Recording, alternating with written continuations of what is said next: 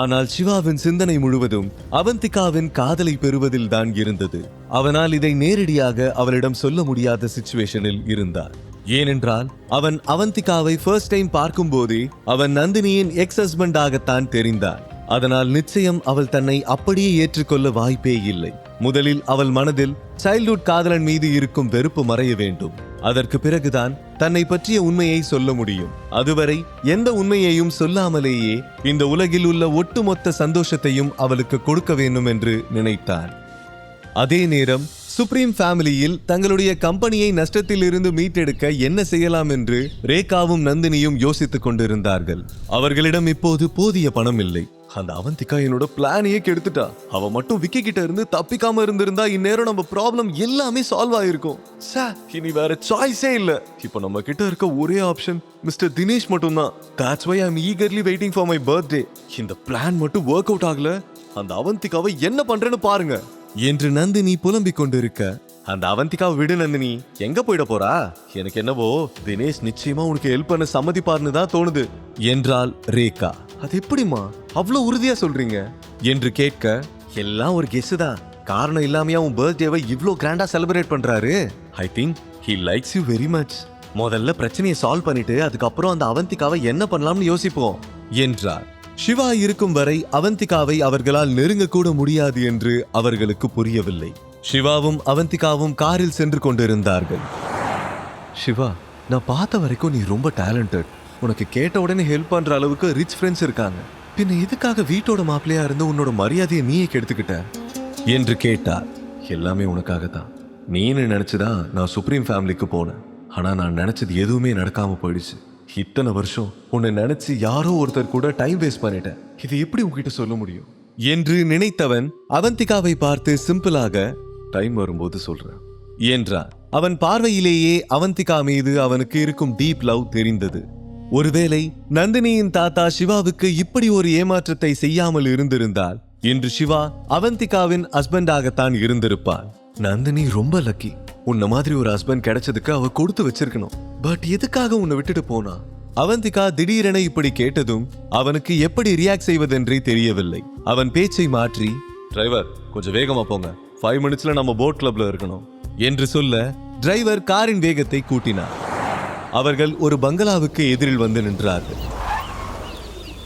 அவந்திகாவுக்கு அந்த புதிய வீடு பிடித்திருந்ததால் உடனே அந்த வீட்டுக்கு மாறிவிடலாம் என்று சிவா நினைத்து கொண்டிருக்க, கேட்டுக்கு வெளியில் இருந்த செக்யூரிட்டி ஓடி வந்து, நீங்க யாரை பார்க்கணும் என்று கேட்டார்.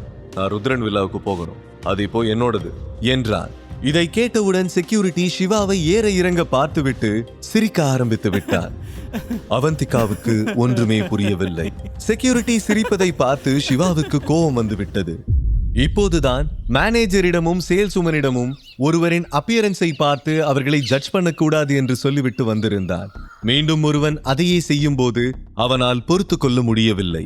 அவன் கோபமாக, உனக்கு இந்த வேலை முக்கியம்னா கடைசியா உனக்கு ஒரு சான்ஸ் தர. நீ யாருக்கு வேணா கால் பண்ணிக்க. ருத்ரன் வில்லாவோட ஓனர் யாருன்னு தெரிஞ்சுக்கிட்டு வா, அதுக்கப்புறம் பேசு என்றான். சிவாவின் சீரியஸ் டோனை கேட்ட பிறகு செக்யூரிட்டி பயந்து விட்டான். ஒருவேளை அவன் நிஜமாகவே ருத்ரன் வில்லாவின் ஓனராக இருந்தால் நிச்சயமாக அவனுக்கு வேலை போய்விடும் என்று பயந்தான். செக்யூரிட்டி பதில் சொல்வதற்குள் பின்னால் இருந்து ஒரு சிரிப்பு சத்தம் கேட்டது. சிவாவும் அவந்திகாவும் திரும்பி பார்த்தார்கள். அங்கே கிருஷ்ணா நின்று கொண்டிருந்தான். தர்மா குரூப்ஸ் அவனுடைய டீலை கேன்சல் செய்த பிறகு அவன் லிட்டரலி நடுத்தெருவுக்கு வந்து விட்டான். அதன் பிறகு எப்படியோ ஒரு வழியாக அவனுக்கு ஒரு கன்ஸ்ட்ரக்ஷன் கம்பெனியில் சேல்ஸ் மேனேஜர் வேலை கிடைத்தது. அவன்தான் ருத்ரன் வில்லாவை ரெனோவேட் செய்ய வந்திருந்தான். அவன் சிவா சொல்வதை கேட்டு சிரிப்பை அடக்க முடியாமல் சிரித்துக் கொண்டே அவனுடைய காருக்கு அருகில் வந்து, என்ன சொன்ன? நீ தான் இந்த வில்லாவோட ஓனரா? நீயே ஒரு யூஸ்லெஸ். உன்ன மாதிரி ஒருத்தன் இந்த ஏரியால வீடு வாங்குறத பத்தி யோசிக்கிறதே தப்பு. உனக்கு லாட்டரி அடிச்சா கூட உன்னால இங்க எதையும் வாங்க முடியாது என்று அடக்க முடியாமல் சிரித்தான். சிவாவின் கோபம் தலைக்கு ஏறியது. அந்த செகண்டே காரில் இருந்து இறங்கி கிருஷ்ணாவுக்கு தன்னுடைய ஸ்டைலில் பதிலடி கொடுக்க வேண்டும் என்று நினைத்தார். ஆனால் அவந்திகாவுக்கு முன்னால் வேண்டாம் என்று நினைத்து கைகளை முறுக்கி கோபத்தை கண்ட்ரோல் பண்ணி கொண்டார். அவள் ஏற்கனவே தன்னுடைய லைஃபில் நிறைய கஷ்டங்களை அனுபவித்து விட்டாள்.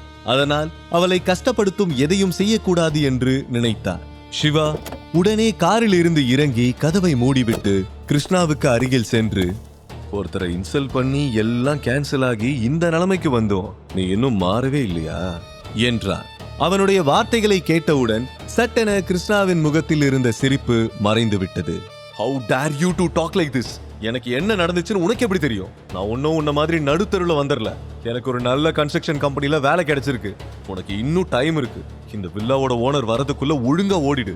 நல்ல வேலை, நான் இந்த வில்லாவை ரெனோவேட் பண்ண வந்தேன். அதனாலதான் நீ சுத்துற ரீல கேட்க முடிஞ்சது. திரும்பி போ என்றார். சொல்ல போனால் கிருஷ்ணாவுக்கு தான் இது கடைசி வாய்ப்பு. அவன் அந்த வில்லாவை நல்லபடியாக ரெனோவேட் செய்து கொடுத்தால் அவனுக்கு நல்ல கமிஷன் கிடைக்கும். அது மட்டும் இல்லாமல் ஃபியூச்சரில் பல ரிச் கஸ்டமர்களும் கிடைப்பார்கள். ஆனால் அவன் சும்மா இருந்தாலும் அவன் வாய் சும்மா இருக்கவில்லை.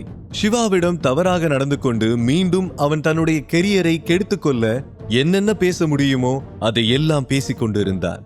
அவனுக்கே தெரியாமல் அவன் ஒரு கோல்டன் ஆப்பர்ச்சுனிட்டியை இழந்து கொண்டிருந்தான். காரில் அமர்ந்திருந்த அவந்திகாவுக்கு சிவாவும் கிருஷ்ணாவும் பேசுவது தெளிவாக கேட்கவில்லை. அவர்கள் நண்பர்களாக இருக்கலாம் என்று நினைத்து கொண்டார். ஏனென்றால் சிவா கிருஷ்ணாவிடம் சிரித்த முகத்தோடு பேசிக் கொண்டிருந்தான். சிவா காருக்குள் அமர்ந்திருந்த அவந்திகாவை பார்த்து ஸ்மைல் பண்ணிவிட்டு கிருஷ்ணாவிடம், ஒருவேளை நான் இந்த வில்லாவோட ஓனரா இருந்தா உங்க கதி என்ன ஆகும்னு நினைச்சு பாத்தியா என்றான். நீ வேணா உன்னை வில்லாவோட ஓனரா கற்பனை பண்ணிக்கலாம். அதுக்காக நானும் அதை ஒத்துக்க முடியுமா? நந்தினியா உன்னை டிவோர்ஸ் பண்ணனான்னு தெரியும்ல. உனக்குன்னு ஓனா கார் கூட கிடையாது. நீ வில்லாவோட ஓனரா? சொந்த வில்லால இருக்கிறவன் ஏன்டா டாக்ஸில வர என்று கேட்டுக்கொண்டே அவன் வந்த காரை சுட்டி காட்டிய போதுதான் அவனுடைய பார்வை காரில் அமர்ந்திருந்த அவந்திகா மீது விழுந்தது. ஓ, இதான் விஷயமா? இதுக்குதான் இவ்ளோ சீனா? நந்தினி பிரிஞ்சதுக்கு அப்புறம் உன்னால அவளை மறக்க முடியல போல இருக்கு. அதான் நந்தினி மாதிரியே இன்னொரு பொண்ணை புடிச்சிட்டியா? பார்க்க சூப்பரா தான் இருக்கா. இதை கேட்டவுடனே சிவாவுக்கு கோபம் வந்தது. ஆனால் அவன் எதுவும் பேசவில்லை. அவன் அவந்திகாவுக்கு சர்ப்ரைஸ் கொடுக்க போகும் மனநிலையில் இருந்ததால் கிருஷ்ணாவுக்கு பதில் சொல்லி அந்த இடத்தில் குழப்பத்தை ஏற்படுத்த விரும்பவில்லை. கிருஷ்ணா சிவாவை கடந்து அவந்திகாவிடம் சென்றார். அவள் கண்ணாடியை கீழே இறக்கினார். நல்லதுக்காக தான் சொல்றேன் கேளு. இவனால ஒரு பைசாவுக்கும் பிரயோஜனம் இல்ல. இந்த வில்லாவை காட்டி அவன் உன்னை ஏமாத்துறான். அவனை நம்பாத என்றான். கிருஷ்ணாவின் வார்த்தைகளை கேட்ட அவந்திகா நிச்சயமாக அவன் சிவாவின் ஃப்ரெண்டாக இருக்க முடியாது என்று உணர்ந்தாள். அவள் கோபமாக, சிவாவை பத்தி தப்பா ஒரு வார்த்தை பேசினாலும் கண்ணம் பழுத்துரும் என்று சொல்ல அவன் முகம் சட்டென சுருங்கிவிட்டது. சிவா செக்யூரிட்டியை பார்த்து, இப்போ கேட்ட திறக்க போறியா இல்லையா என்றான். இவ்வளவு நடந்ததுக்கு அப்புறமா நான் எப்படி உன்னை உள்ள விட முடியும்? நான் கூட நீ சொன்னதை கேட்டு முதல்ல நீ தான் இந்த வில்லாவோட ஓனரா இருப்பியோன்னு நினைச்சிட்டேன். கிருஷ்ணா சார் சொன்னதுக்கு அப்புறம் தான் எனக்கு எல்லாமே புரியுது. நிச்சயமா கேட்ட திறக்க மாட்டேன் என்று பிடிவாதமாக கூறினார். உடனே சிவா செல்போனை எடுத்து ப்ராப்பர்ட்டி மேனேஜருக்கு டயல் செய்தார். ஆனால் கிருஷ்ணா அவனை பார்த்து சிரித்து கொண்டிருந்தார். பண்ணு யாருக்கு வேணா போன் பண்ணு, பட் நோ யூஸ். நாம வேணா ஓபனா சேலஞ்ச் பண்ணிக்கலாமா? இந்த வில்லா நிஜமாவே உனக்கு சொந்தமானதுன்னு நீ ப்ரூவ் பண்ணிட்டா என் லைஃப் டைம் முழுக்க உன் கண்ணு முன்னாடியே வரமாட்டேன். ஒருவேளை இந்த வில்லா உன்னோடது இல்லன்னு ப்ரூவ் ஆயிடுச்சுன்னு வெய்யி, நீ என் முன்னாடி தலை குனிஞ்சு மண்டி போட்டு எப்படி மண்டி போட்டு மன்னிப்பு கேட்கணும். அது உனக்கு ஓகேவா என்று கேட்டான். இப்போதும் கிருஷ்ணாவின் பார்வையில் சிவா ஒரு யூஸ்லெஸ் வீட்டோடு மாப்பிள்ளையாகத்தான் தெரிந்தான்.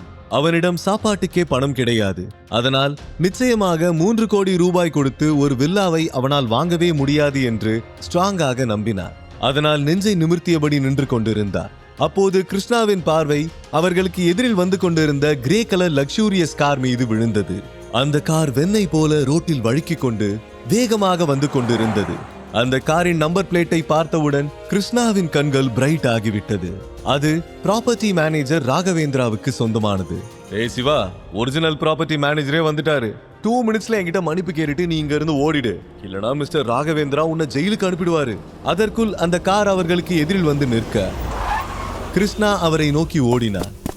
ராகவேந்திரா காரில் இருந்து இறங்கிய வேகத்தில் கிருஷ்ணாவை இக்னோர் செய்துவிட்டு செக்யூரிட்டியிடம் சென்று பலாரென ஓங்கி அறைந்தார். அந்த சத்தம் அந்த இடம் முழுக்க எதிரொலித்தது. அந்த இடமே சைலண்ட் ஆகிவிட்டது. இதை பார்த்தவுடன் கிருஷ்ணாவின் முகம் பேய் அறைந்தது போல மாறிவிட்டது. அவன் தன்னை மறந்து அவனே அடி வாங்கியது போல கன்னத்தில் கை வைத்தார். அவந்திகாவுக்கும் கிருஷ்ணாவுக்கும் சிவாவை பற்றிய உண்மை தெரிய வருமா? சிவா இந்த சிச்சுவேஷனை எப்படி ஹேண்டில் செய்ய போகிறார்? முழு கதையையும் கேட்டு மகிழ பாக்கெட் FM ஆப்பை டவுன்லோட் செய்யுங்கள். லிங்க் டிஸ்கிரிப்ஷனில் கொடுக்கப்பட்டுள்ளது.